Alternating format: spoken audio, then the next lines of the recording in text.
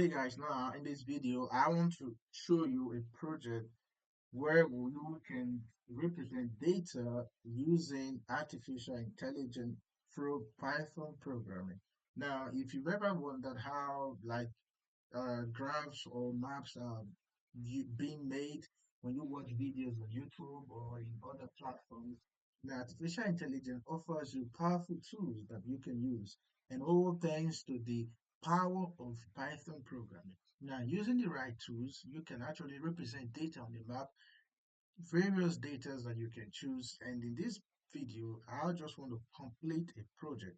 This video will be very short because the purpose of this video is not to teach you how to program, but to teach you how this project was made. Now, this is a map representing 10 locations, and what is here, I am representing the 10 most populous countries on earth, okay, with an arrow point, and the first three I want them to be in red, from 3 to 5 in green, and after 5 upwards in yellow.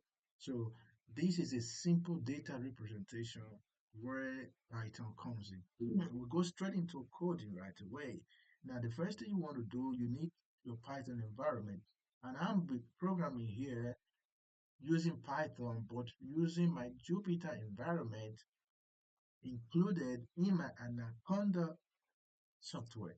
So you need to download Anaconda where you have your Jupyter, and if you launch your Jupyter, it's going to open up your environment where you can program in Python. Now, straight to the point, these are the code that I need. Like I said, this video is not to teach you how to code, but it's to show you one of the important projects that you can make from your code. So I'll copy this code, first line of codes. I'll copy it here so we'll see the color differences. The first thing you need to do, you need to install your library. And the library we're using is the GMP plot. So with this line of code, your Python is going to install the library for you. If you already have it, it's going to tell you, bro, you already have this library on your computer, and you're going to see something like this, that requirement already satisfied. So obviously, I already have this library in my localhost. And where is my localhost? My localhost was created for me by Jupyter, and the port is 8889. So I can ping it, it's available for anything connected to my network right now. So now that I've installed my library, next thing is for me to, you have to import all of the data and all of the function, okay? So, no, I think I was badly copied. Import GM plots. So this line of code will import all of the capacity of this library for me. Then the second lines of code will be uh, the, the codes containing what you want to extract, the data you want to extract. And what do I want to extract? I want to extract the 10th most populous countries on earth. And this is a data that contains the, what's it called? Contains the coordinates and the population of each of these locations. How did I get this data? You can get this data using your artificial intelligence, still using your ChatGPT or DeepSeek. Now, DeepSeek is great, ChatGPT is great. There are very little differences in them. DeepSeek is very precise, like it's very short, it's it can give you great summaries, right? But ChatGPT is more of a detailed form of engine, both of them are amazing anyways. Now, these data, you can get them anywhere you want to get them, but I've already collected them and I'm going to create like a class, okay, or items, and these are the data that I have inside, the coordinates and the population. So that is what, that is how you create your data. Now, the next lines, of course, are this one. Let me just copy this so we don't waste much time here. The next lines, of course, are this one we create for me the Google map using the GM plots Google map plotter. And I want to say this is where I want to visualize everything should be on the center. All right. So, and these lines, of course, here is trying to itemize, bring out the items that I have declared here, which is the data I'm actually interested in. I'm interested in seeing the names of the countries, the coordinates, and the population.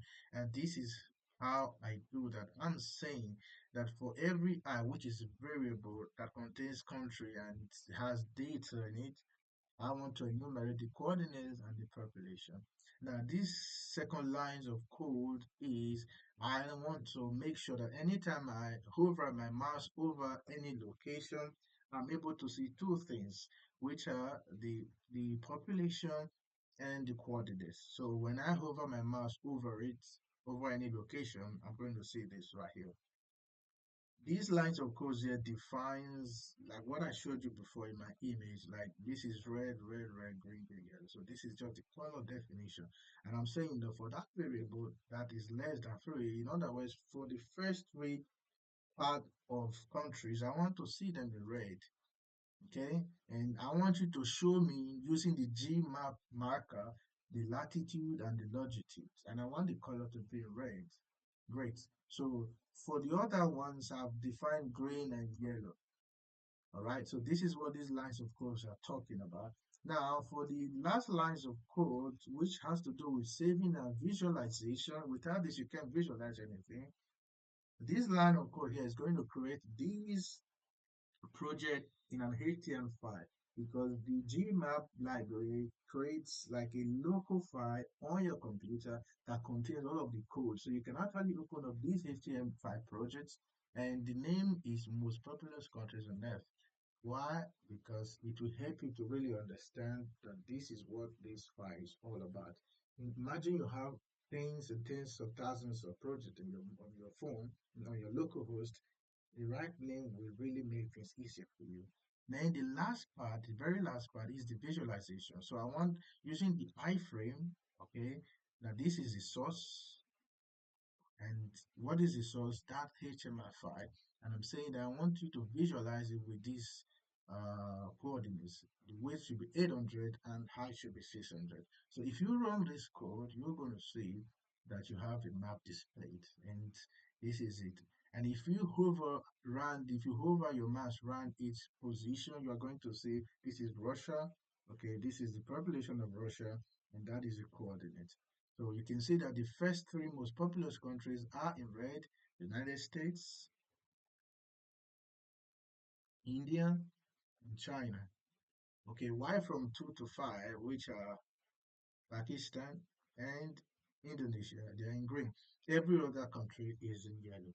Okay, guys, so this is how you create this is how you represent data on your map using Python programming thanks to the gmplot library.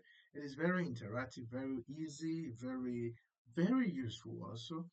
Very useful also. So check it out.